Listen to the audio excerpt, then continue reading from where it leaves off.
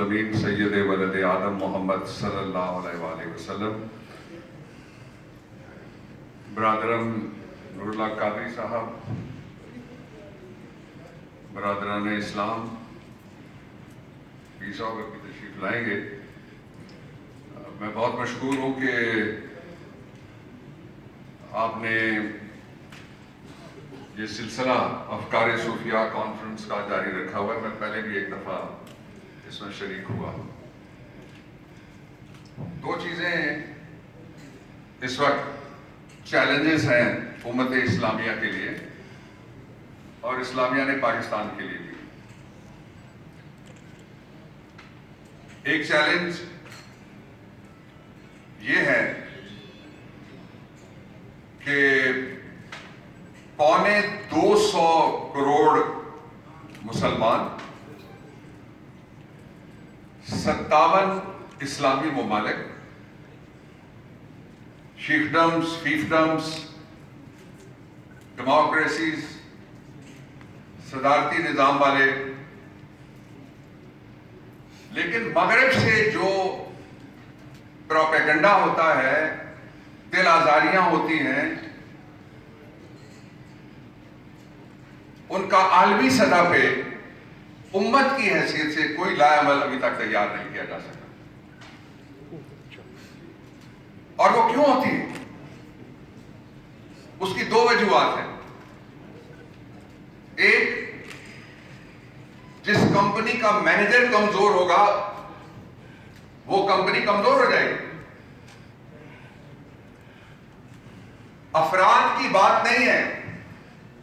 اشخاص کی بات نہیں ہے، عامت الناس کی بات نہیں ہے، لوگوں کی بات نہیں ہے،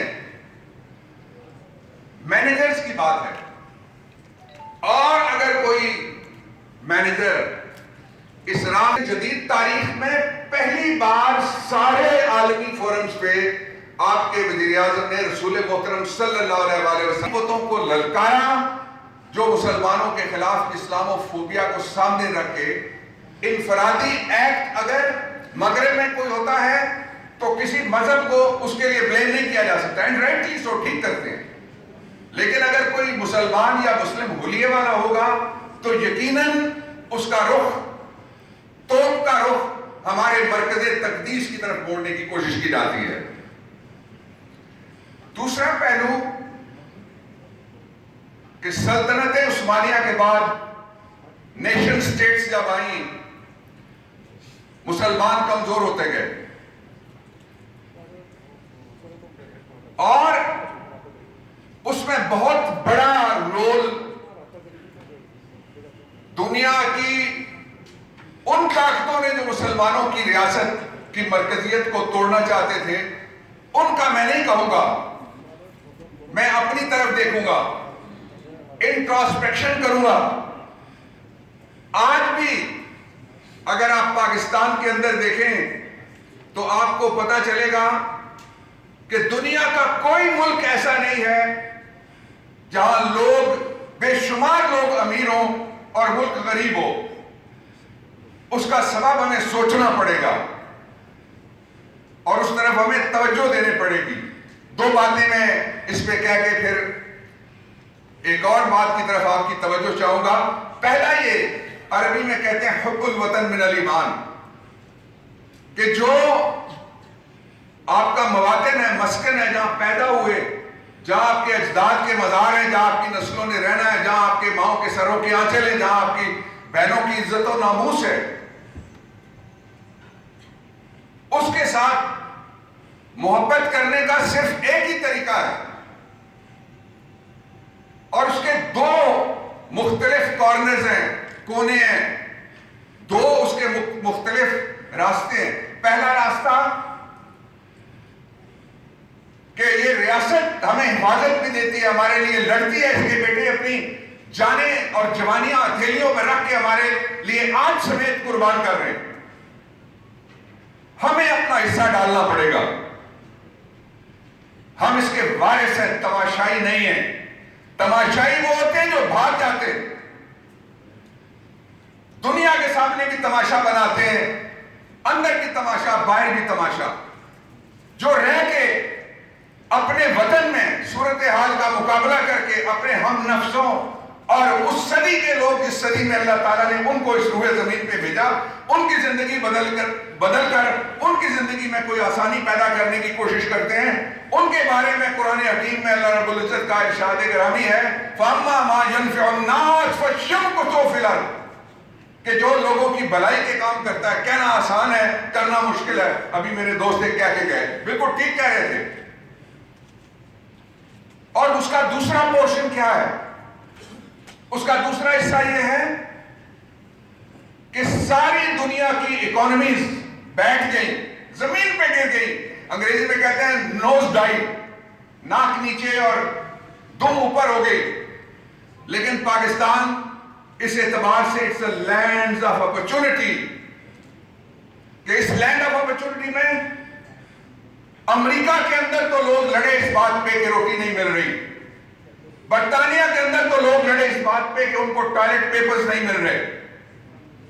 اور مغربی ملکوں میں فوڈ چین ٹوٹی۔ اللہ تعالیٰ کا لاکھ لاکھ شکر ادا کرتا ہوں میں، اور ہم سب کو کرنا چاہیے کہ پاکستان میں کووڈ-19 کے باوجود کوئی اپنے گھر میں بھوکا نہیں سویا اور کسی کوچے میں کوئی بھوک سے نہیں مرا۔ اگر مرا ہے تو مجھے بتائیے، بیماری سے مرنا، آئی سے مرنا، تکلیف سے مرنا، رضائے الہی سے مرنا اور بات ہے۔ تو یہ وہ کام ہے جن کی طرف بھائی نے اشارہ کیا جو ہو رہے ہیں۔ اور میں آپ کو بتاؤں کہ رسول محترم صلی اللہ علیہ وسلم نے جب ریاست مدینہ تشکیل دینے کی طرف یثرب کی وادی میں پہنچنے کے بعد سفر شروع کیا، وہ ایک انسٹیٹیوشن ہے، اور وہی صوفیاء کا راستہ، اور وہی جس تصوف کی جڑ مدینے میں نہ ہو اور جس کی نسبت رسول محترم صلی اللہ علیہ وسلم سے نہ ہو، کتنی بھی چیز اچھی نہ ہو، میں اس کو تصوف نہیں کہہ سکتا۔ دو باتیں وہاں سے میں آپ کے سامنے رکھتا ہوں۔ جب آپ گئے تو رحمت للعالمین نے ریاست کی رٹ قائم کرنے کے لیے سرایہ قائم کی، سرہ کہتے ہیں لشکر کو، کمانڈو جیش بھیجے۔ ایک جگہ گئے، ایک جو مشرک تھا وہ بھاگ نکلا، صحابی اس کے پیچھے دوڑا، اور اصحاب رسول کی دیکھتے دیکھتے، چونکہ سارے اصحاب رسول جاتے تھے کمانڈو جیش میں، اس وقت یہ تفریق نہیں تھی کہ یہ کام میں کروں گا ریاست کے لیے اور یہ کام میں ریاست کے لیے نہیں کر سکتا، یہ مجھے کام سوٹ کرتا ہے، جس کی جو ڈیوٹی لگتی تھی وہ ادا کرتا تھا۔ یہ ہے حب الوطن من الایمان کا پہلا معیار، کہ لوگ تماشائی نہ ہوں، فریق ہوں، مالک ہوں، دیکھیں نہ، مسئلے کے حل کا حصہ ہوں۔ تو آپ صلی اللہ علیہ وسلم کے دربار رسالت میں جب یہ روداد آئی تو آپ نے رخ انور موڑ لیا اس صحابی سے، کہ بعض صحابہ نے عرض کیا یا رسول اللہ کیا ہوا؟ آپ نے فرمایا کہ اس شخص کو جو بھاگا تھا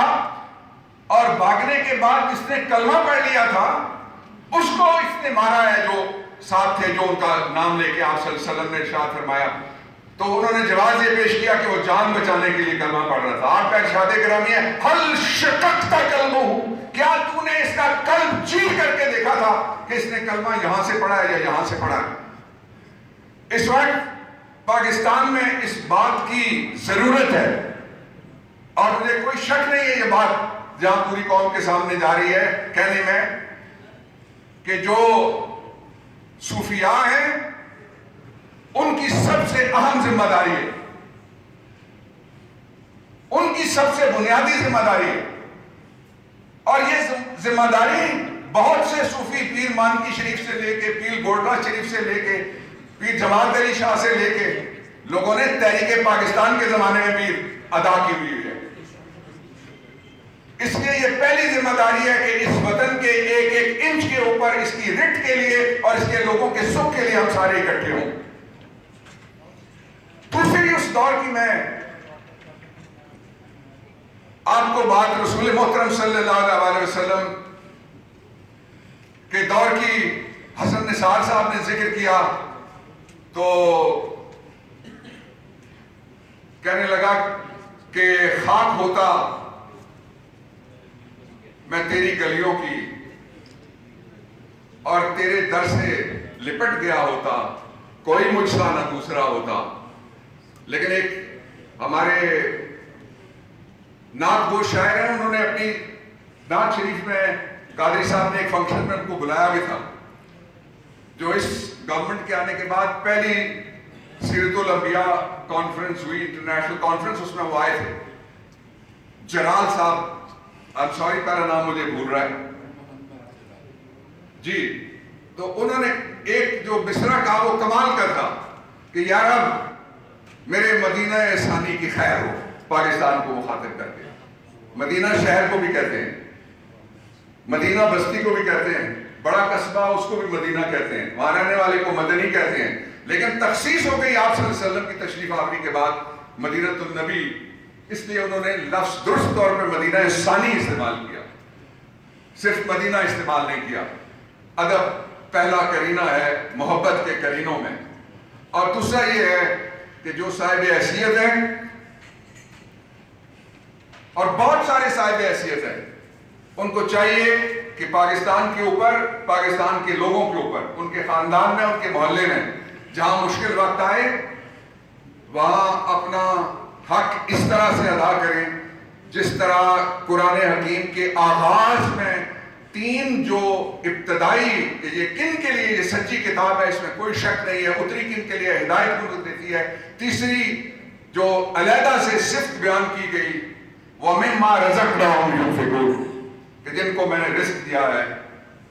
وہ انفاق کرتے ہیں، ڈسٹریبیوشن آف ویلتھ کرتے ہیں، اس کو حرکت میں لاتے ہیں، اس کو چھپا کے نہیں رکھتے کہ میں رمضان کے مہینے میں مہنگا بیچوں گا، اس کو کھول کے رکھتے ہیں. گندم اپنے گوداموں میں چوری کر کے نہیں ڈال دیتے،